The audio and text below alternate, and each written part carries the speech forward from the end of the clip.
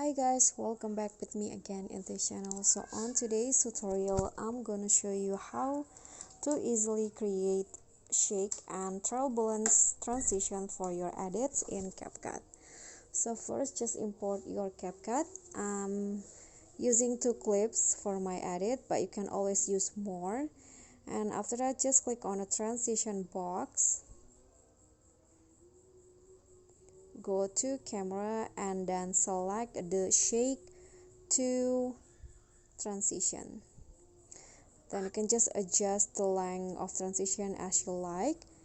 If you have more than 2 clips, you can just click on apply to all so that it applies to all of your clips.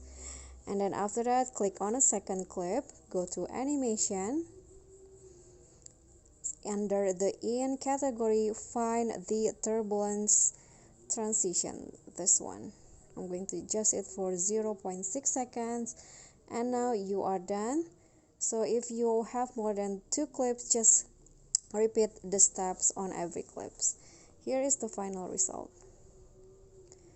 Okay, so that's all for me. Thank you so much for watching. Please don't forget to subscribe, like this video, comment, and also click on the thanks button. Bye.